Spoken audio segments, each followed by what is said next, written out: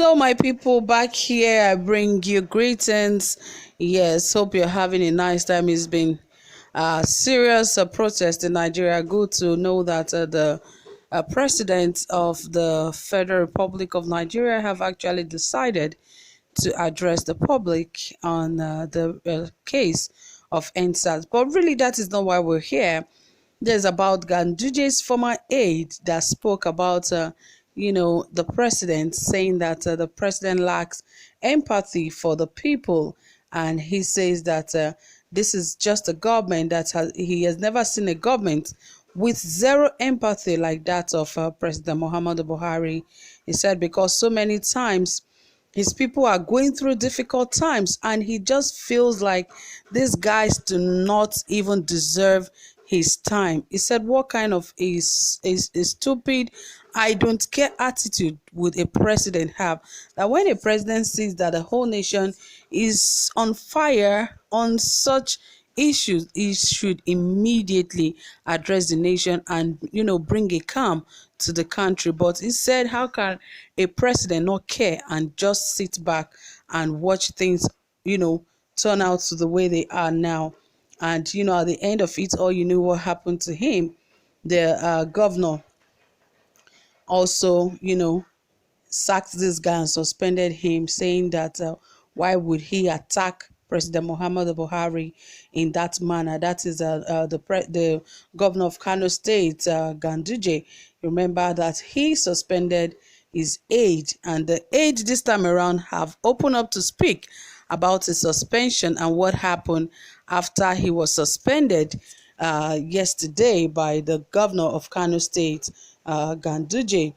Anyway, guys, more details will come to you shortly. But before then, if you have not subscribed, please ensure and endeavor you hit the subscribe button and also give this video a thumbs up. And don't forget to turn on your notification bell so you get notified anytime we drop a new video. All right, my people, let us dive right in and see exactly what the aide has to say. As the NSAS protests rage on, one of the people who have paid the ultimate price for speaking out is the former media aide to the executive governor of Kano State. The special advisor on media, Salihu Yakasai, over his comment on President Muhammadu Buhari on social media, recalled the governor's aide had spoken out via his Twitter handle, condemning the way the presidency was treating the nationwide protest. Yakasai had said the president was being insensitive to the plight of Nigerians and also berated the presidency for not being proactive to the current situation in the country. And on that tweet, he said, I have never seen a government with zero empathy like that of President Muhammadu Buhari. So many times when his people are going through a difficult time and expect some sort of tap on the shoulder to reassure them that he is in charge, he failed to do so. The I don't care attitude is on another level. And he said to speak to our own people over issues that are bedeviling them has become something like a favor you are doing to them. Over and over again, you cannot spare 5 minutes and address the nation to calm them down. The same people you went to the 36 states to beg for their votes. It's heartbreaking. Yes, those were his words. And after the suspension, Yakasai spoke for the first time this morning. Via his verified Twitter handle, he thanked Nigerians for standing by him, for supporting him through the hard times. He also appreciated all who stood by him via calls and text messages and all forms of messages.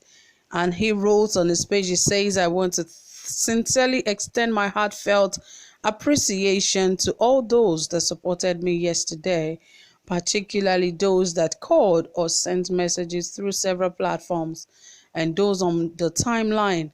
I was overwhelmed and I tried to reply to all but couldn't. Thank you from the bottom of my heart. And Nigerians yesterday has stood up for Yakasai, and even this morning he trended on Twitter as people supported his actions of speaking up for a better Nigeria. Amid the North and the South political tussle, which was almost set in motion by the Arewa Youth Forum yesterday, with their unbalanced call for the president to shun the calls to end SARS. It was heartwarming to know that Yakasai, himself a Northerner, had refused to bow to the ethnic divide and instead stand in support of the movement to end SARS menace. Recall Governor Ganduje had earlier this year sacked his Commissioner for Works and Infrastructure, Engineer Muazu Magaji, for celebrating the death of late Abba Kyari and late Chief of Staff to the President.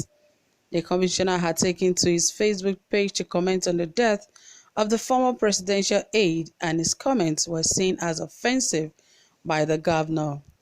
Well, obviously, they know the kind of cabal and the group they belong to, why no one should, criticize them when they are doing things wrong.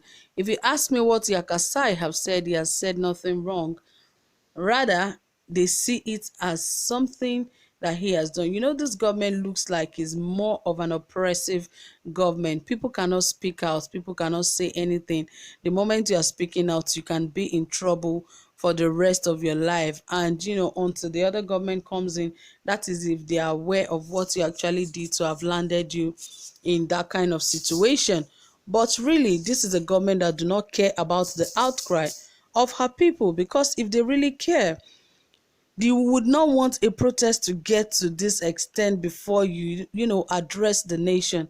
It has become a normal practice for the president to ignore a lot of things going on in the country. Even when everyone is screaming and shouting for help and need help, the government do not even care, which is not a good thing, because it is terrible when things like this are happening. The first person that anybody wants to hear is the voice of the president, just to calm these people down and maybe tell them that we are working on this thing. Just give us a little time and we'll ensure that this thing is settled. But they don't say anything. They just keep quiet, like nothing is going on, like these people are just wasting their time, wasting away their destiny. You can imagine what the Minister of Youth said.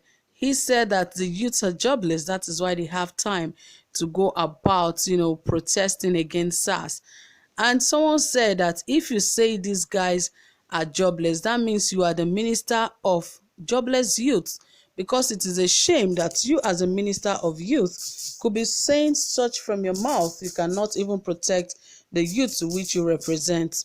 But that is their work and that is all they know how to do. So guys, from here, I say thank you for listening. If you have any comment reservations, please drop them in the comment section, and don't forget to give this video a thumbs up. Do have a pleasant time. Bye.